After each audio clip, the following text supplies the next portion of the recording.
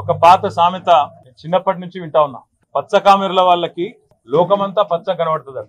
అట్లాగే అవినీతి పరులకి, అడ్డమైన పనులు చేసే అలవాటు ఉన్న వాళ్ళకి, 50 లక్షల రూపాయలతో దొరికిన దొంగలకి, పొలిటికల్ బ్రోకర్లకి ప్రతి పనిలోనూ అవినీతి, ప్రతి కార్యక్రమంలో కూడా ఎంతో కొంత చేతులు మారింటదనే ఒక మూర్ఖపు, తెలివి తక్కువ ఆలోచన వాళ్ళకు ఉంటది.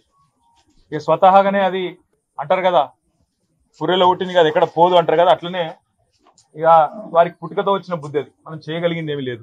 కాకపోతే ఇవాళ తెలంగాణలో జరుగుతున్నది ఏంటి? పొద్దున్న నుంచి కాంగ్రెస్ నాయకుల హడావుడి, ఏదో జరిగిపోయింది. ఏం జరిగింది అసలు?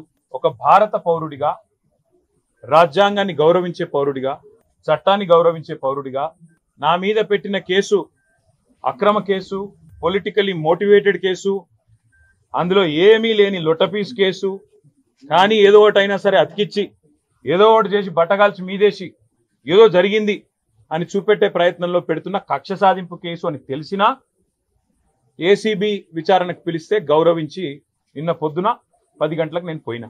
అదే మాదిరిగా మరి ఈ లొట్టపీసు కేసు ఏదైతే నా మీద పెట్టి కథలల్లి కొంత శునకానందము, పైశాచికానందం పొందుతాననుకుంటున్న చిట్టినాయుడు గారు ఎవరైతున్నారో ఆ చిట్టినాయుడు గారికి మరి తప్పకుండా నేను చెప్పాల్సిన మాట ఒకటి ఉన్నది.